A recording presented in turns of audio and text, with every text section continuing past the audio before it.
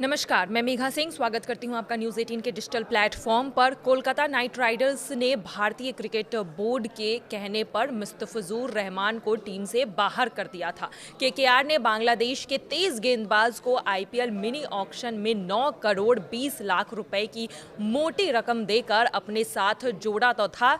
ऐसे में अब सवाल ये उठता है कि क्या ये पैसे मुस्तफिजुर रहमान को मिलेंगे? अगर पूरे नहीं मिले तो इसमें से कितनी रकम उनके अकाउंट में ट्रांसफ़र होगा? अगर उन्हें कुछ भी नहीं मिलता है तो ये पैसे कहाँ जाएंगे? ये सारे सवाल लोगों के बीच और सोशल मीडिया पर काफ़ी घूम रहे हैं। तो दरअसल मुस्तफिजुर रहमान को आईपीएल मेगा ऑक्शन में चेन्नई सुपर किंग और दिल्ली कैपिटल के साथ कड़ी टक्कर के बाद 9 करोड़ 20 लाख रुपए में केकेआर ने खरीदा था। बीसीसीआई ने अपने इस फैसले का कोई भी विशेष कारण नहीं बताया और केवल इतना कहा था कि चारों तरफ घट रहे घटनाक्रमों के कारण अब यह जरूरी हो गया था। बीसीसीआई के इस कदम ने खिलाड़ियों के अधिकारों को लेकर अब बहस छेड़ दी है।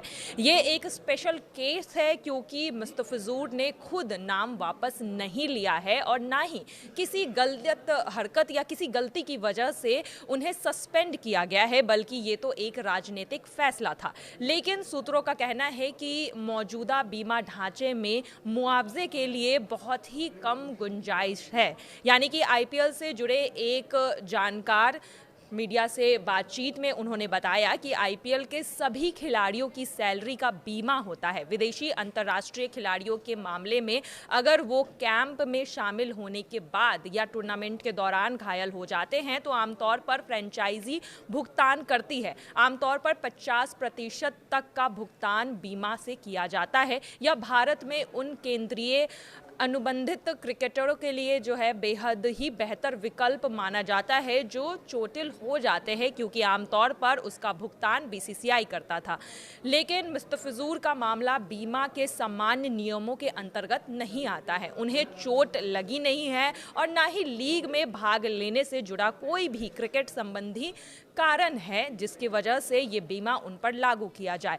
अब मुस्तफिजुर रहमान के पास किस तरह के विकल्प है? तो उनके पास अधिक से अधिक यही विकल्प है कि वो विशेषकर आईपीएल जो है वो उस पर कुछ कानूनी कार्रवाई की जाए। लेकिन आईपीएल भारतीय कानून के दायरे में आता है और कोई भी विदेशी क्रिकेटर कानूनी कार्रवाई करने की स्थिति से नहीं गुजरना चाहता है या खेल पंचायत का सहारा नहीं लेना चाहता है। बीसीसीआई ने आईपीएल में भाग लेने के लिए मुस्तफिजुर रहमान को दिया गया अनापत्ति प्रमाण पत्र भी वापस ले लिया है, जिससे उनका मामला और भी कमजोर पड़ जाता है। ऐसे में आईपीएल रिलीज किए जाने के बाद से मुस्तफिजुर रहमान का पहला रिएक्शन भी सामने आया था। बीडी क्रिकेट टाइम्स में उन्होंने बातचीत करते हुए कहा था कि अगर वे मुझे रिलीज कर रहे हैं तो मैं क्या ही कर सकता हूं।